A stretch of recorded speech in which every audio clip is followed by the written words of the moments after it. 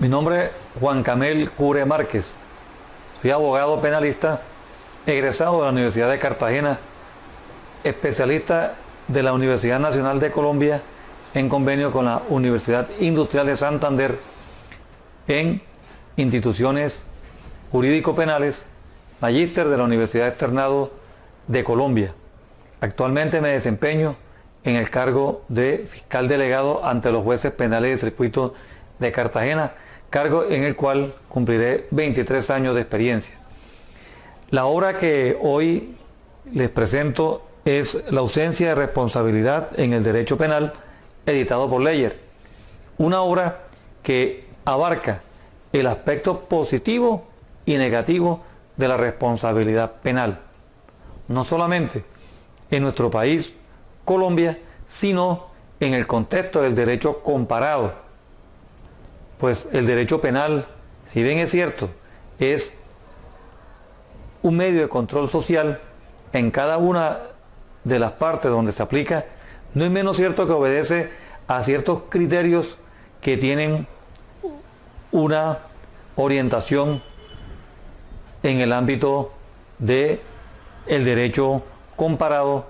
como por ejemplo Alemania, que tanto aporte ha hecho a la ciencia jurídico-penal. Y por qué no decirlo, Italia, España,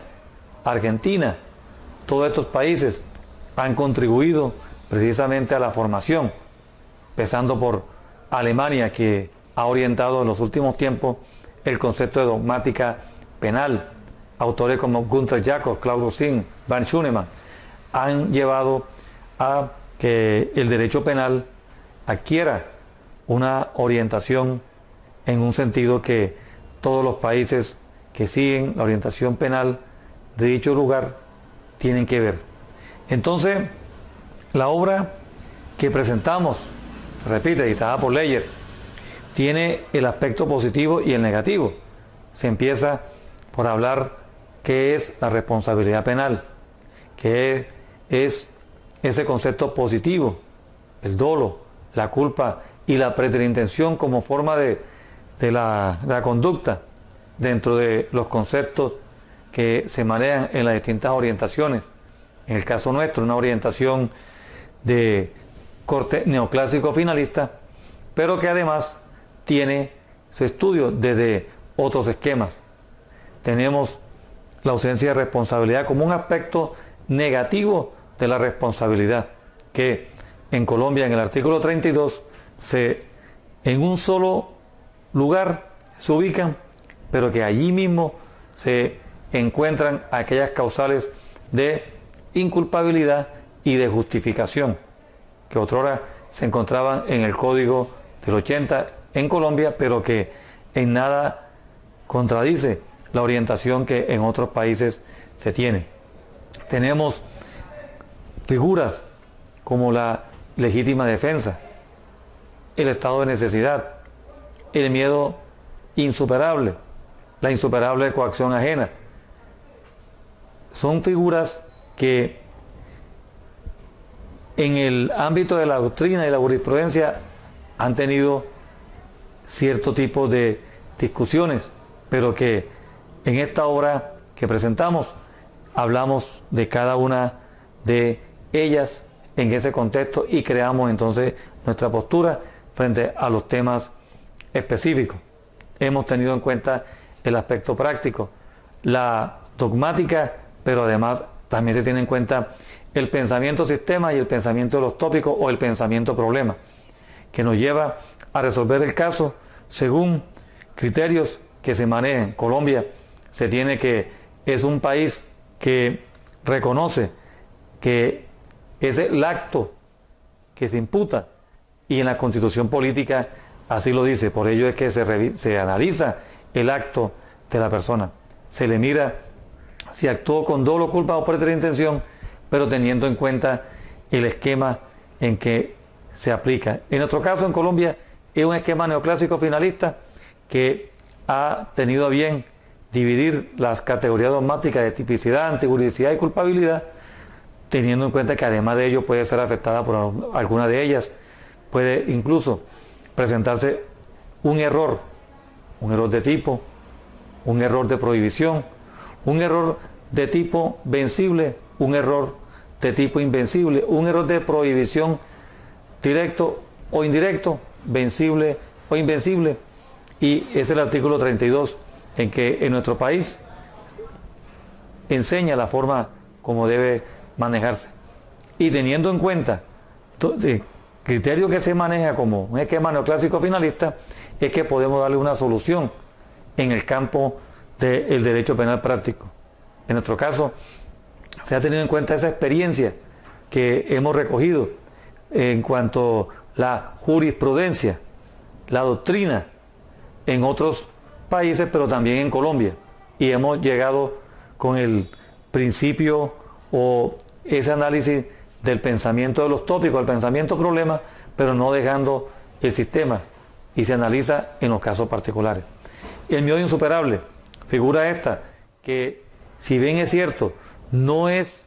tan antigua o vieja dentro de la estructura del derecho penal en Colombia, pues recuérdese que además de eso se trataba como el temor intenso, que era manejada en otra sede. Ya actualmente se maneja como una circunstancia de ausencia de responsabilidad penal autónoma, y se hace un estudio,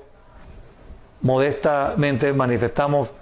lo más completo posible para tratar ese tema que tanto apasiona a muchos estudiosos del derecho